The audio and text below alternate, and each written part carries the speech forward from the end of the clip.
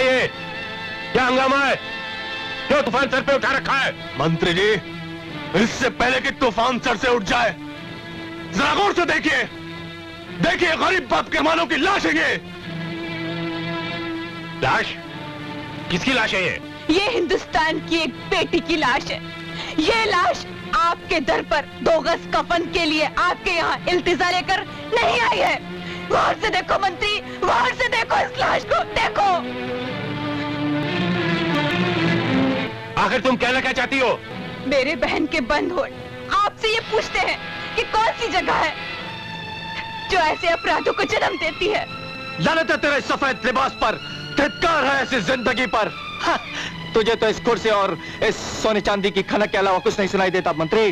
नहीं सुनाई देती गरीबों की मजबूरी, उनकी हाहाकार। मंत्री मत कर ऐसा, मत कर, मत खेल हम गरीबों की जिंदगी। इससे पहले कि आपकी समझ में कुछ और आए, आप ये अच्छी तरह से समझ लीजिए मंत्री साहब कि इस देश की जनता आपकी मेहरबानी की मोहताज नहीं है।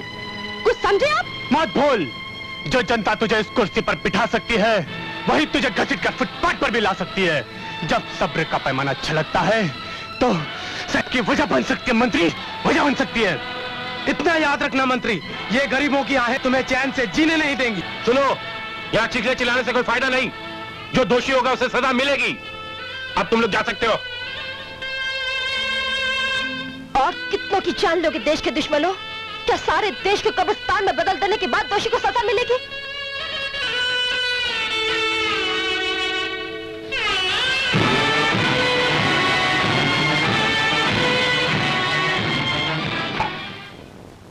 जिनके साथ अत्याचार हुआ है, अगर आपने उनको न्याय नहीं दिलवाया तो भगवान आपको कभी माफ नहीं करेगा। इसमें मैं क्या कर सकता हूँ अनुराधा? आप चाहें तो बहुत कुछ कर सकते हैं, लेकिन आप करना नहीं चाहते। बात समझो, मैं मजबूर हूँ। मैं अपनी खुशी से तो नहीं करता। चुनाव से लेके मंत्री बनने तक जिन्होंने मेरी सहायता की है, उनसे भी मैंने कुछ वादे किए हैं। आपको उनसे किए हुए वायदे तो याद हैं, लेकिन मंत्री पद की शपथ लेते समय आपने भारत सरकार से भी तो कुछ वायदे किए थे। मैं अपने देश के लिए जान न्यौछावर कर दूंगा, ईमानदारी का साथ दूंगा। वो सब भूल गए। लेकिन आप अपना फर्ज निभाने के बजाय गद्दारों का साथ दे रहे हैं। मैं आगे परेशान हूँ अनु, मेरी बात समझने की कोशिश करो। मर गई अनुराधा। देश के साथ गद्दारी करने वाले पति के साथ जीवन बिताने से तो मैं मर जाना बेहतर समझती हूँ। क्या करिए अनु? मर जाने दो मुझे, मैं जीना नहीं चाहती। छोड़ दो, छोड़ दो से। ठीक है, जैसे तुम कहती हो वैसे ही करूंगा। ओके, मैं उन्हें साफ दिलाऊंगा, जरूर दिलाऊंगा।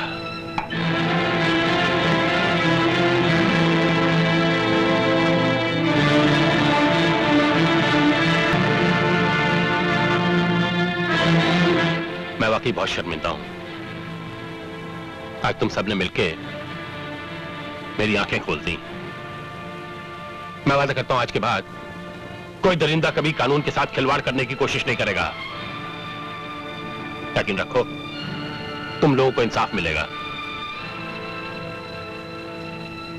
अब जैसा कह रहे हैं, अगर वैसा ही आप करें तो जिस तरह महात्मा गांधी व अन्य स्वतंत्रता सेनानियों के साथ इस देश को आजाद कराने के लिए इस जनता ने साथ दिया था, आज वही जनता इस देश के नेता का साथ भी दे सकती है, अगर आप उनका गद्दारों को खात्मा करें तो।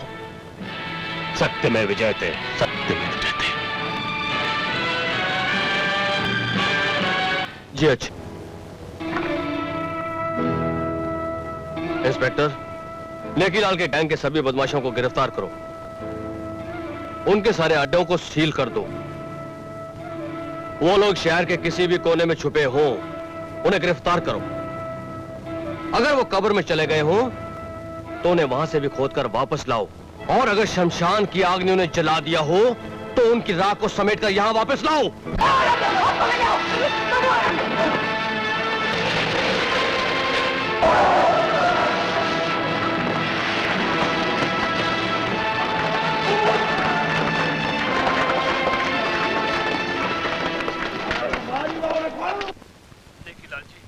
पुलिस ने हमारे धारावी वाले गोदामों पर छापा मार दिया है और हमारे सभी आदमियों को पकड़ लिया है।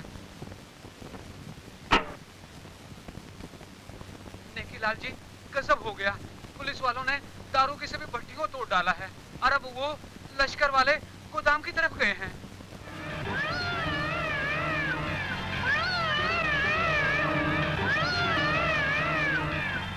हाँ मंत्री जी, हमने तुम्हारी पुलिस को निकम्मी और हरामी कह दिया तो तुमने उसको इतना चुस्त बना दिया कि वो हमारे गोदामों और हमारे आदमियों पर ही चुस्ती दिखा रही है, हैं? देखो हम और हमारे आदमी हरकत में आ गए, तुम सबका जीना हराम हो जाएगा। ये हवाई फायर करना छोड़ दो नेकीलाल। तुम्हारी धमकियों का अब मुझ पर कोई असर नहीं हो रहा। तुम्हारी भलाई इसी में है कि फौरन गीता के घर वालों के कातिलों को पुलिस के हवाले कर दो, समझे?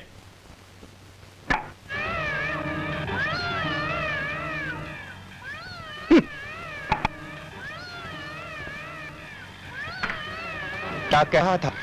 पागल है साला, खुद को धर्मात्मा समझने लगा है। जब हमारी एक गोली उसके भेजे से आर पार हो जाएगी ना तो सारे उपदेश भूल जाएगा। नहीं नेकीलाल जी नहीं, इसकी कोई जरूरत नहीं है। आखिर उस मंत्री की औकात ही क्या है? हम भी तो जनता के चुने हुए नेता हैं। हम खुद जाकर बात करेंगे उस दो कौड़ी के मंत्री से।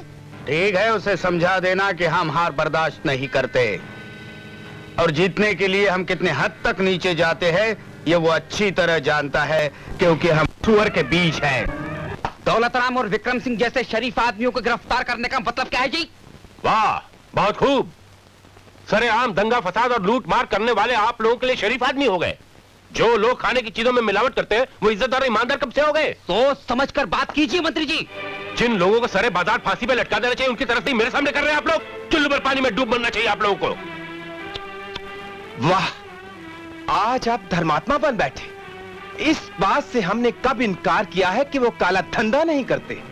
हाँ, वो चोर बाजारी करते हैं, लेकिन जिस इलाके से हम खड़े होते हैं वो वहां से हमें वोट दिलवाते हैं और चंदा भी वही देते हैं। मेरा उनसे अब कोई वास्ता नहीं है। अभी भी वक्त है मंत्री जी। ये तो वक्त ही बढ़ाएगा।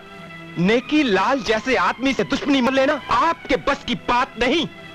क्यों अपनी जान के दुश्मन बने हो मंत्री जी? एक बार फिर सोच लीजिए। सोच लिया हमने। जाओ जाके कह दो उन बदमाशों को जिसे उन्होंने मंत्री बनाया था वो मर चुका।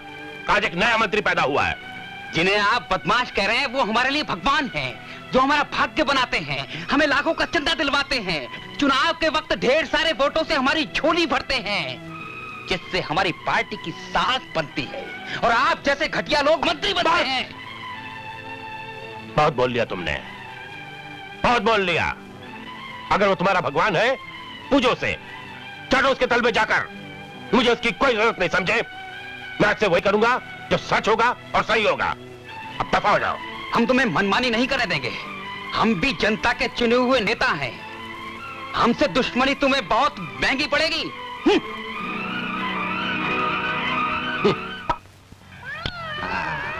साला मंत्री।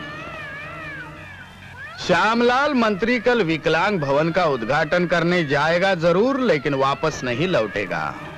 लेकिन ये काम तो बड़े जोखिम का है, इसे करेगा कौन? इसका सब इंतजाम हमने कर दिया है, क्योंकि हम सुअर के बीज हैं। ये पकड़ो। आओ पहलवानों आओ। देखो कल सवेरे 8 बजे मंत्री जी रवाना होंगे और बिल्कुल 8:30 बजे विकलांग भवन पहुंचेंगे। तुम सामने वाले बिल्डिंग से उस पर निशाना लगाना। याद रखना मैं मंत्री को 4 कंधों पर देखना चाहता हूं। अगर ऐसा नहीं हुआ तो तुम दोनों की लाशों को कंधा देने वाला कोई नहीं मिलेगा, समझे? भागो। Hello everybody. शांति लाल, कैसे हो मेरे भाई? जुग जुग जियो, जुग जुग जियो। 100 साल की उम्र हो तुम्हारी, 100 साल। Very good. आओ सुनो, देखो तुम लोग पूना वाले बंगले में पहुंच जाओ जी, और किसी को कानो कान खबर नहीं होनी चाहिए कि तुम लोग कहाँ हो। शाबाश।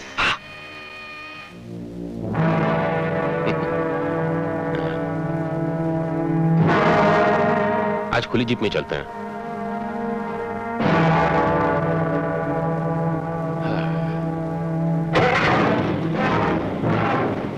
चलो।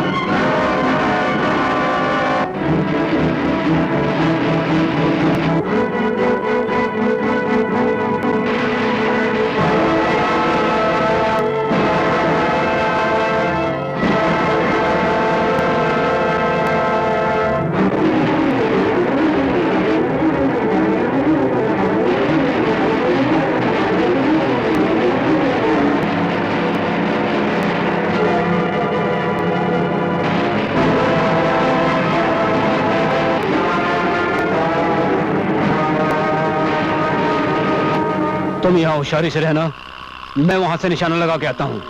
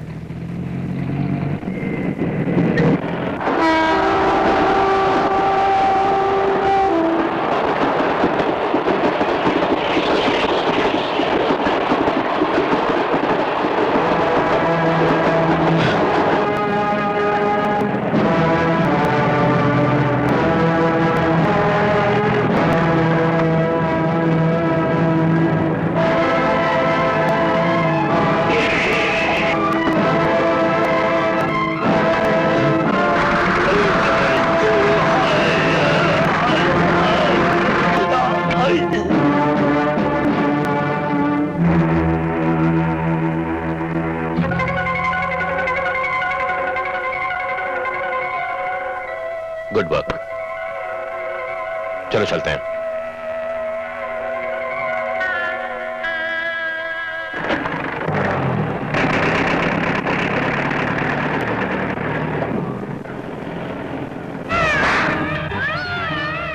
तो तुम मुझे ये बताने आए हो कि तुम मंत्री जी को 4 कंधों पर उठाने का इंतजाम नहीं कर सके? मुझे माफ कर दो सर। माफ कर दूं? हैं? माफी तो कर रहा हूं, नहीं तो तुम्हारी ऐसी हालत बना देता कि तुम मौत के लिए तरसते, समझे?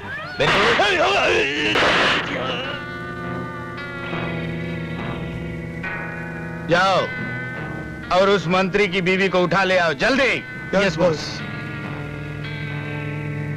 साला मंत्री बच गया साला।